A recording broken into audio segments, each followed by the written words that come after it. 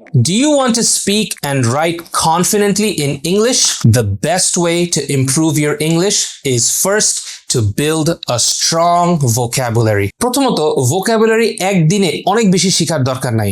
Vocabulary is a journey. আমি আজকেও to this day এখন আমি নতুন নতুন vocabulary শিখছি।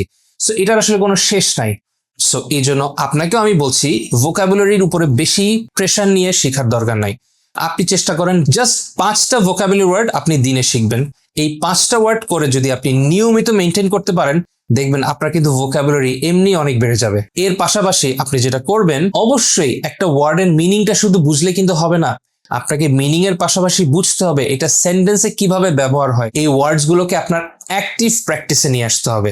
সো আপনি যখন কথা বলবেন, আপনি যখন লিখবেন, স্পেশালি আপনার এক্সামের জন্য, আইএলস এক্সামের জন্য যদি আপনি প্রিপারেশন নিয়ে থাকেন, আপনার আইএলস এক্সামের রাইটিং অ্যাসাইনমেন্টস গুলোতে, আপনার স্পিকিং অ্যাসাইনমেন্টসে বা ইন জেনারেল ইন লাইফ যখন আপনার ডে টু ডে কমিউনিকেশন করতে হচ্ছে, চেষ্টা করবেন এই ভোকাবুলারি যেগুলো আপনি শিখছেন সেগুলোকে সেখানে কাজে লাগাতে। এভাবে আস্তে আস্তে যখন আপনার ভোকাবুলারির সংখ্যা বাড়বে, অবশ্যই আপনাকে আবার একটু রিভিউ করতে হবে।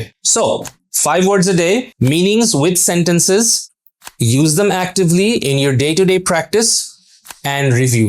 এই কয়েকটা স্টেপ করলেই কিন্তু আপনার ভোকাবুলারি ডেভেলপ হবে। এবং এরকম আরো ইউজফুল বেনিফিশিয়াল টিপস পেতে অবশ্যই ফ্লুয়েন্টো পেজটাকে ফলো করুন।